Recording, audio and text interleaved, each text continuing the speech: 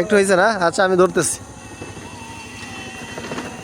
ওকে, wow, দারুণ। এখন আমার হাতে এটা ডেড পাম স্যাপ, খেজুরের রস। এটাকে প্রাকৃতিক এনার্জি ড্রিঙ্ক বলা হয় কারণ এতে রয়েছে ম্যাঙ্গানিজ, জিঙ্ক, কপার, যেটা প্রাকৃতিক প্রোবায়োটিক হিসেবে কাজ করে। খেজুরের রসের ভেতর আছে গ্লুকোজ, সুক্রোজ, ফ্রুক্টোজের প্রাকৃতিক মিশ্রণ যা শরীরে দ্রুত এনার্জি দেয়।